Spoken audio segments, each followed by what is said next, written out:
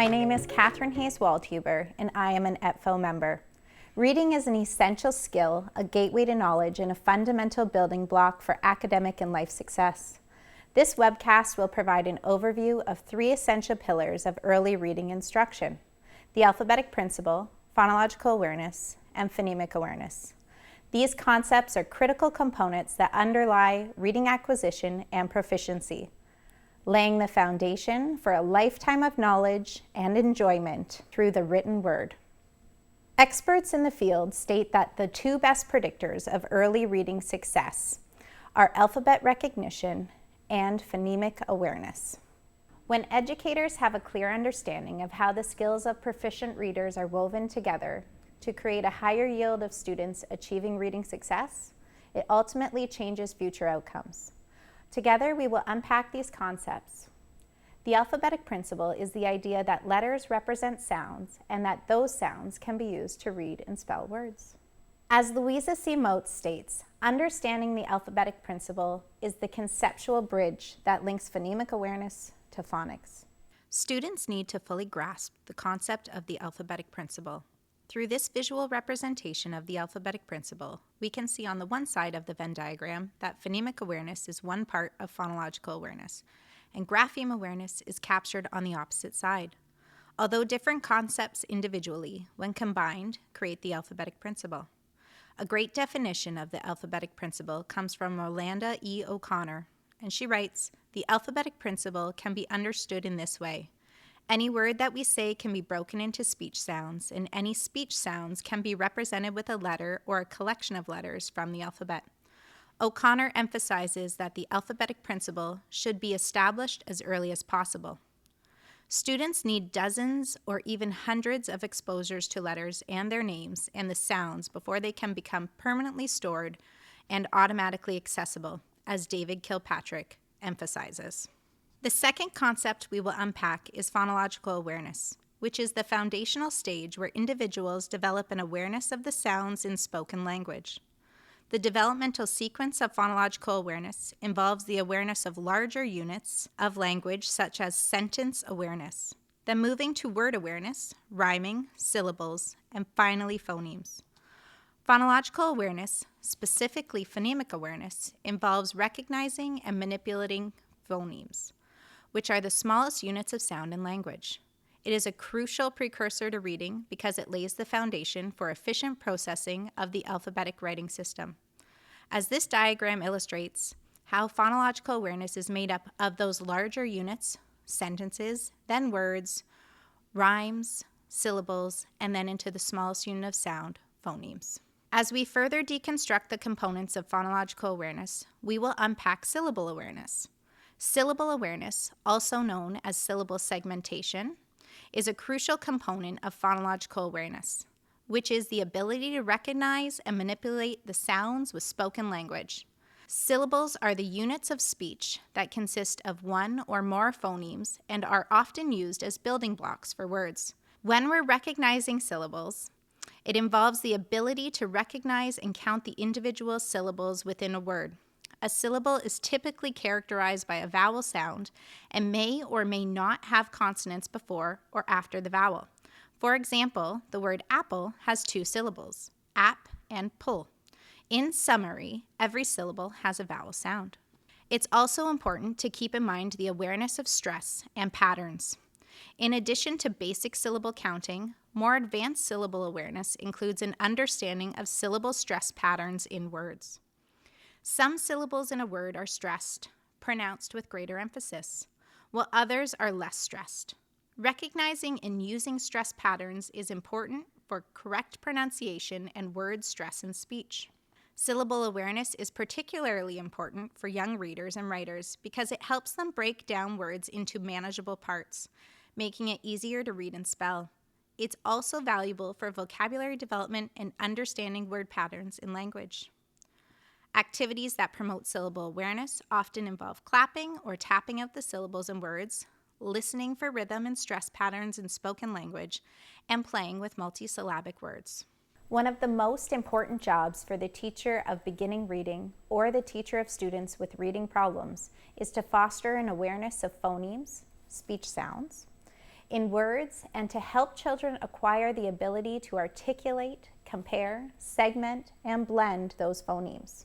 There are 44 phonemes in the English language. A phoneme is the smallest unit of speech sound.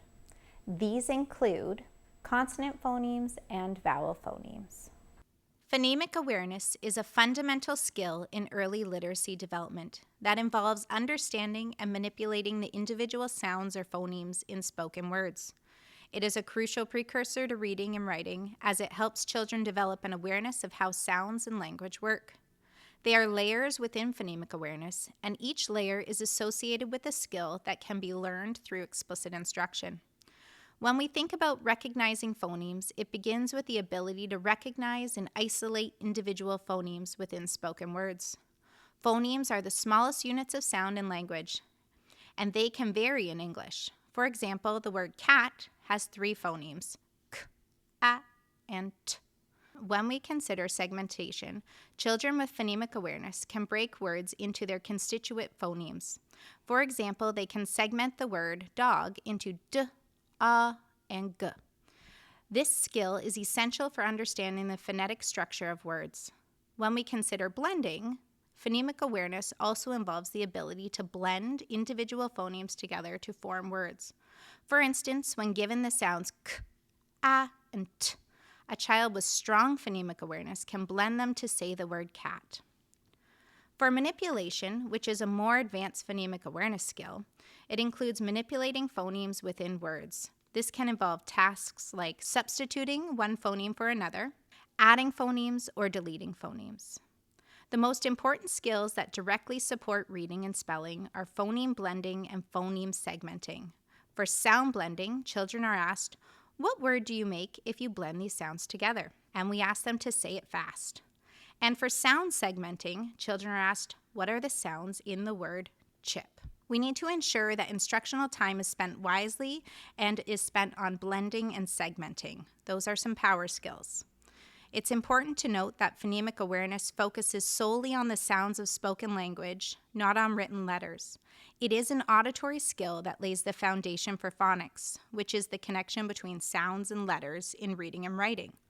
Although it can be taught in the dark, adding letters ensures that we reach even our neurodivergent learners who require multiple exposures over time in a variety of different contexts. Emerging readers develop their understanding of letter sounds by associating what they see, the letters and graphemes, with what they hear, the sounds and phonemes. Educators should be mindful of the distinctions between stop sounds and continuous sounds, as well as voiced and unvoiced phonemes. Stop sounds are characterized by a brief interruption of airflow, resulting in a very short sound duration, while continuous sounds can be sustained for longer periods without disruption. It's important to note that students typically find it more challenging to decode stop sounds compared to continuous sounds. Knowing the difference between continuous and stop sounds is critical. It is important to provide an accurate, clear model for articulatory gestures, and knowing the difference between continuous and stop sounds helps with our accurate sound production. Continuous sounds you can hold for 1 to 2 seconds and blend smoothly with the next sound. Stop sounds, say the sound once only, pause for 1 to 2 seconds, and then say the next sound. We need to stop the airflow. As Holly Lane stated, we need to focus on both accuracy and automaticity.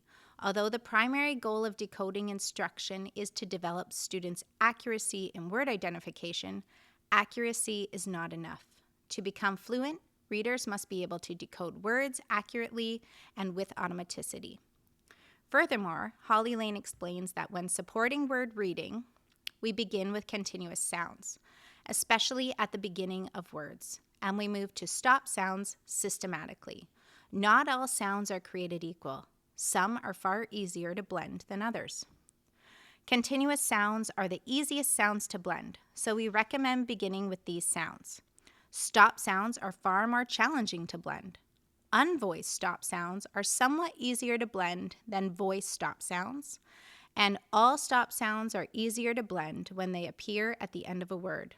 It is recommended to introduce stop sounds at the end of words, and when teaching how to blend stop sounds at the beginning of a word, begin with unvoiced stop sounds.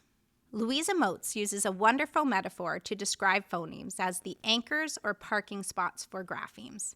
If the anchor points are incomplete, they cannot hold down the graphemes. Phonemes are held in working memory. When we teach children how letters represent these sounds in words, we're constructing what's known as orthographic knowledge. Orthographic knowledge essentially serves as the adhesive that firmly connects sounds and letters, enabling quick recognition and recall. The next concept we are going to unpack is graphemes. Graphemes are a letter or letters that represent a phoneme. An easy way to remember grapheme is as being the written letters that represent a sound. The etymology or origins for the word graph is the Greek root word graph, means to write. A grapheme is a written symbol which can be either a single letter or a combination of letters that stands for a specific phoneme or sound.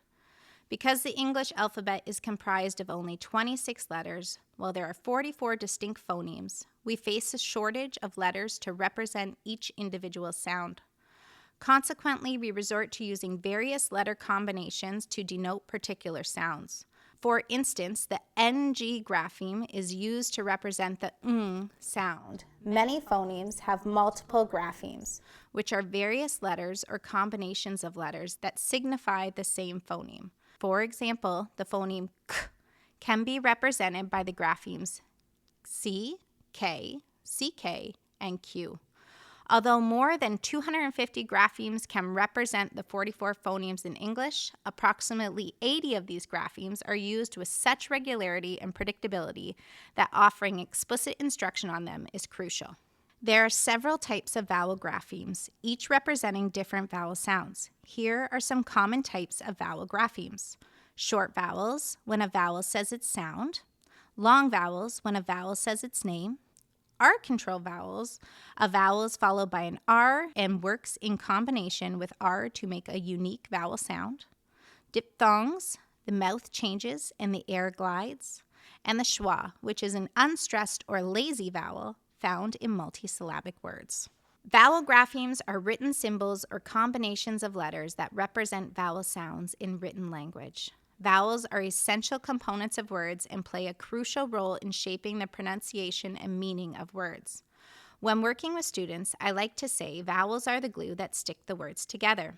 And we also play a really fun game where we say those words without the vowels and we say the students' names without the vowels, which the children absolutely adored.